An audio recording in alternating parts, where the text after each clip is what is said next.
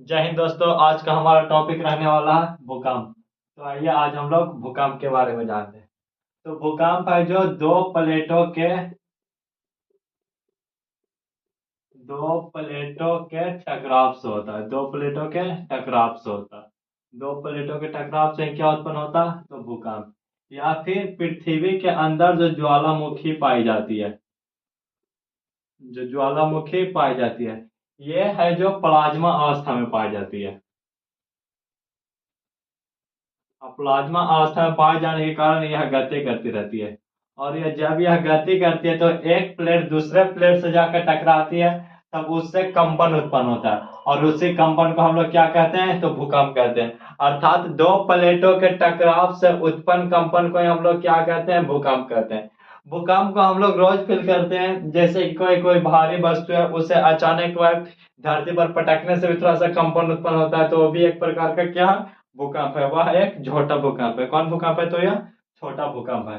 तो भूकंप किसे कहते हैं? दो प्लेटों के टकराव से उत्पन्न कंपन को कुछ कहते हैं? तो भूकंप कहते हैं। दो प्लेटों के टकराव से उत्पन्न कंपन को क्या कहा जाता है? तो भूकंप कहा जाता है। आइए आगे हम लोग देखते हैं भूकंप कैसे कैसे आता है पृथ्वी पर। जो मान लेते हैं कि अब पृथ्वी का सतह है, पृथ्वी का सतह और यहाँ से भूकंप पृथ्वी के अंदर से है जो भूकंप उत्पन्न होगा। अब यह भूकंप कहाँ जाएगा? तो पृथ्वी के सतह तक यह भूकंप जाएगा। अर्थात जहां से भूकंप पृथ्वी के जिस केंद्र से भूकंप उत्पन्न होता है, उसे भूकंप केंद्र कहता है। उसे क्या कहते हैं? भूकंप केंद्र।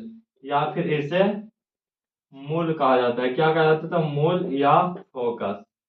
मूल या क्या कहा जाता है? फोकस कहा जाता है। अर्थात पृथ्वी के अंदर वह स्थल जहां पर भूकंप उत्पन्न होता है, उसे क्या कहते हैं? तो भूकंप केंद्र कहते हैं, या तो मूल कहते हैं, या फिर क्या कहा जाता है? तो फोकस कहा जाता है। पृथ्वी के अंदर वह स्थल जहां पर भूकंप उत्पन्न होता है, उसे क्या कहते हैं? तो मूल, फोकस, या फिर क्या कहा जाता है? भूकंप केंद्र।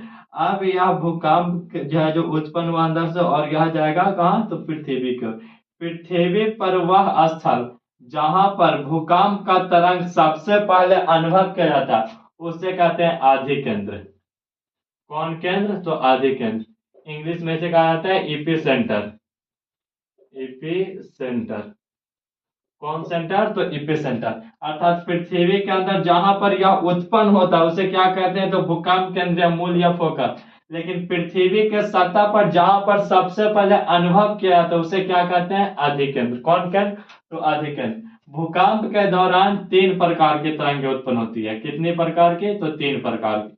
भूकंप के दौरान मुख्यतः तीन प्रकार की तरंगें उत्पन्न होती है। पी तरंग, एस तरंग, एल तरंग। पी तरंग, एस तरंग, एल तरंग।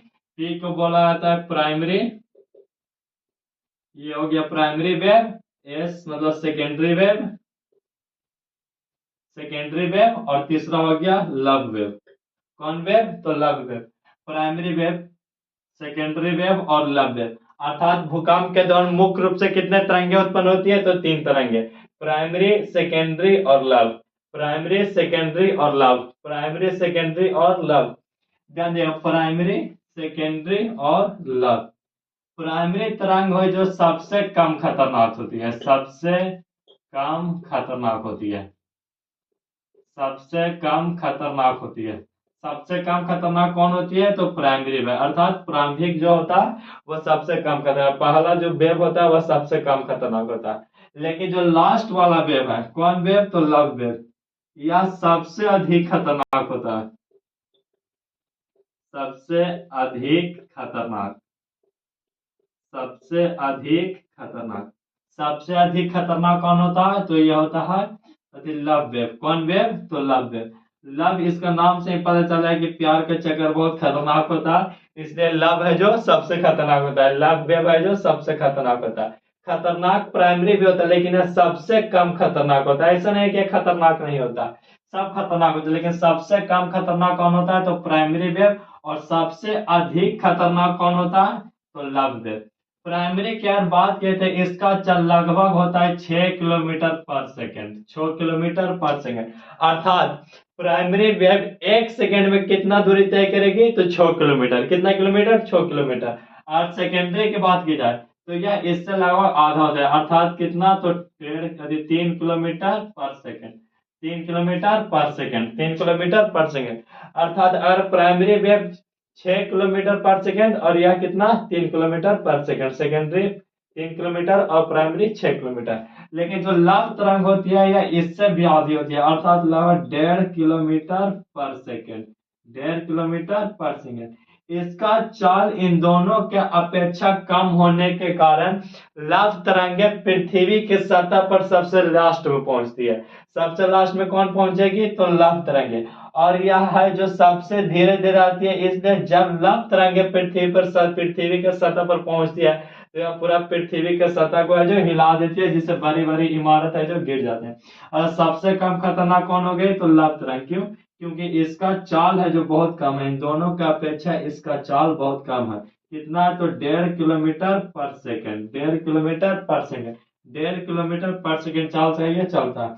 और बात की जाए कि पृथ्वी की सतह पर, पृथ्वी की सतह पर सबसे पहले कौन सा तरंग पहुंचती है, तो कौन सा तरंग, प्राइमरी तरंग। कौन सा तरंग, प्राइमरी।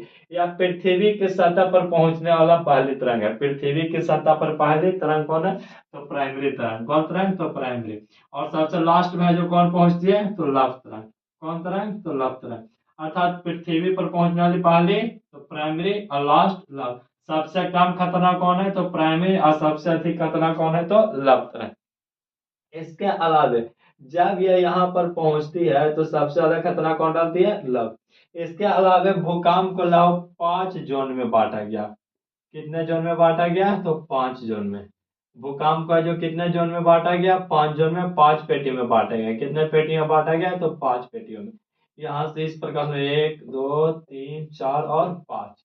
यह सबसे खतरनाक होता है 5। सबसे अधिक खतरनाक कौन सा जोन होता है, तो 5। फिलहाल में भी एक नया जोन आया है, जोन 6। फिलहाल में भी नया जोन कौन आया है, जोन 6। यह एकदम नया नया अभी इसका चर्चा पूर्ण रूप से नहीं है, लेकिन यह एक नया जोन आया। इसमें विशेष रूप से सिर्फ और सिर्फ हिमालय की चर्चा की गई कि जो क्षेत्र हिमालय के अंतर में आते हैं उसी को रखे गए जोन 6 में। और जोन 5 की बात करें, इसके छाट कर इन पांचों की बात करें तो इसमें सबसे खतरनाक होता है जोन 5। और एक इतना कम खतरनाक होता है कि इसे खतरनाक के श्रेणी में से रखा नहीं गया, इसे धीरे धीरे बाहर किया जा रहा है। अर्थात सबसे कम खतरनाक कौन है, तो जोन 5 है। और सबसे कम खतरनाक जोन 1। बिहार को आप लगभग 3 जोन में बांट सकते हैं, जोन 3, जोन 4 और जोन 5 में। बिहार को आप कितने जोन में बांट सकते हैं, तो 3 जोन में।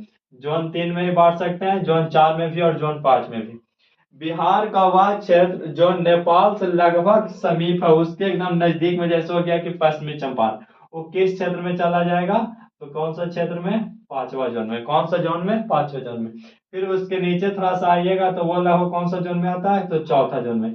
लेकिन जो दक्षिणी बिहार में आते हैं, कौन बिहार में, दक्षिणी बिहार में, उसको किस जोन में रखा गया है, तो 3रा जोन में। उसी प्रकार से गुजरात, गुजरात का जो कच्छ का जो क्षेत्र है उसे रखे गए जोन 5 में। जोन कितना में, 5 में।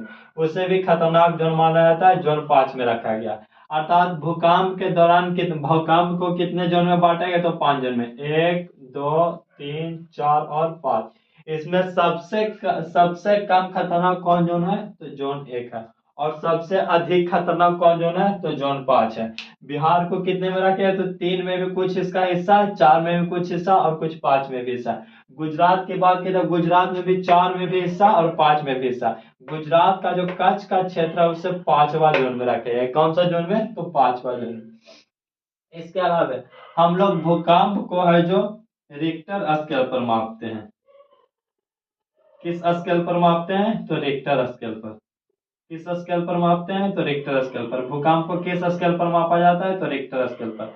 भूकंप को रिक्टर स्केल पर मापा जाता है। भूकंप को किस स्केल पर मापा जाता है, तो रिक्टर स्केल पर। लेकिन अगर पूछा जाए कि भूकंप को किस यंत्र के द्वारा दर्शाया जाता है, तो वो होता है सिस्मोग्राफ। सिस्मोग्राफ। कौन सा ग्राफ, सिस्मोग्राफ। ध्यान दीजिएगा, अगर क्वेश्चन आए कि भूकंप को किस यंत्र से मापा जाता है तो होगा क्या, रिक्टर स्केल। लेकिन अगर क्वेश्चन पूछ दे कि भूकंप को किस यंत्र पर या फिर किस ग्राफ पर दर्शाया जाता तो वह कौन सा हो जाएगा, सिस्मोग्राफ। कौन सा ग्राफ, तो सिस्मोग्राफ। अर्थात मापा जाता है किस पर, रिक्टर स्केल पर, और दर्शाया जाता है किस पर, सिस्मोग्राफ पर। मापा जाता है रिक्टर स्केल, दर्शाया जाता है सिस्मोग्राफ। मापा जाता है रिक्टर स्केल और दर्शाया जाता है किस पर, सिस्मोग्राफ पर। तो आइए एक बार शुरू से देख लेते हैं। भूकंप है जो कैसे आता है, तो दो प्लेटों के टकराव से जो कंपन उत्पन्न होती है उसी से क्या आता है, तो भूकंप आता है। दो प्लेटों के टकराव से जो कंपन उत्पन्न होती है उसी से क्या आता है, भूकंप आता है। अब कुछ इस तरह से मान लीजिए यहाँ पर एक प्लेट है, यहाँ पर एक प्लेट है। अब यह प्लेट इधर की ओर आ रहा है और यह प्लेट इधर आ रहा है। कुछ समय बाद यह प्लेट क्या होगा कि एक दूसरे से टकरा जाएगा, और टकराने से जो उत्पन्न कंपन उत्पन्न होगा उसी को क्या कहते हैं, भूकंप। कभी कभी क्या होता है कि इसके टकराने से इन दोनों का भाग ऊपर की ओर उठ जाता है, जिससे नए नए पहाड़ का निर्माण होता है। जैसे नए नए पहाड़ का क्या होता है, निर्माण होता है। इसके लिए सबसे अच्छा एग्जाम्पल है हमारे हिमालय पर्वत। कौन पर्वत, तो हिमालय पर्वत। हिमालय पर्वत की उत्पत्ति भी किस तरह से, तो प्लेटों के गति के निर्माण से। प्लेटों के गति के निर्माण से हुआ कौन पर्वत, तो हिमालय पर्वत का। अगर पृथ्वी के अंदर वह स्थल जहां पर भूकंप सबसे पहले अनुभव, सबसे पहले उत्पन्न होता है उसे क्या कहते हैं, तो भूकंप केंद्र या फिर मूल या फिर फोकस। लेकिन अगर पृथ्वी की सतह पर जो सबसे पहले अनुभव किया जाता है उसे क्या कहते हैं, आदि केंद्र। इंग्लिश में इसे कहते हैं इपी सेंटर। कौन सा सेंटर, इपी सेंटर। भूकंप के दौरान लगभग 3 प्रकार की तरंगे होती है। मुख्य रूप से कितने प्रकार की, 3, पी, एस और एल। पी को हम लोग बोलते हैं प्राइमरी वेव, प्रारंभिक तरंगे, फिर सेकेंडरी वेव और तीसरा होता है लाभ वेव। प्राइमरी वेव है जो सबसे कम खतरनाक होता है, जबकि लाभ वेव है जो सबसे अधिक खतरनाक होता है। प्राइमरी वेव और लाभ वेव यह दोनों के दोनों अनुदैर्घ्य होते हैं। कौन धैर्य होते हैं, तो अनुदैर्घ्य होते हैं। अनुदैर्घ्य होते हैं, अनुदैर्घ्य, अनुदैर्घ्य होते हैं। अनुदैर्घ्य होने के कारण प्राइमरी और लव्य ये दोनों है जो ठोस, द्रव और गैस तीनों अवस्था में गमन करती है। ठोस, द्रव और गैस तीनों में गमन कौन करती है, तो प्राइमरी और सेकेंडरी। लेकिन अधिक प्राइमरी और लव, लेकिन जो सेकेंडरी तरंग है यह अनुप्रस्थ होती है, और अनुप्रस्थ होने के कारण यह केवल ठोस और गैस में गमन करती है। ठोस और गैस में गमन करती है। भूकंप को हम लोग कितने पेटी में बांटे हैं, तो 5 पेटी में। एक नया पेटी कौन सा है, तो यह पेटी आया छो। इसमें मुख्य रूप से रखे हैं केवल हिमालय वाले क्षेत्र। कौन से क्षेत्र को, तो हिमालय जो पर्वत है उसमें जो क्षेत्र है उसे रखा गया। 5 पेटी में सबसे ज्यादा खतरनाक कौन होता है, तो जोन 5। जोन 5 है जो सबसे अधिक खतरनाक होता है। और सबसे कम खतरनाक कौन होता है, तो जोन 1। यह इतना कम खतरनाक होता है कि इससे लगभग नगण्य माना जाता है। क्या माना जाता है, तो नगण्य। यहाँ पर भूकंप आने की बहुत कम संभावना होती है। भूकंप को है जो किस स्केल पर मापते हैं, किस स्केल पर मापते हैं, तो रिक्टर स्केल पर। किस स्केल पर, तो रिक्टर स्केल पर। लेकिन अगर क्वेश्चन है कि भूकंप को किस ग्राफ पर दर्शाया जाता है तो वो क्या हो जाएगा, सिस्मोग्राफ। कौन सा ग्राफ, तो सिस्मोग्राफ। कौन सा ग्राफ, तो सिस्मोग्राफ। तो आज का हमारा यहीं पर वीडियो है जो खत्म होता है। अगर आप लोग का यह वीडियो अच्छा लगा तो इस चैनल को सब्सक्राइब करके वीडियो को लाइक करें। तब तक के लिए जय हिंद, जय भारत।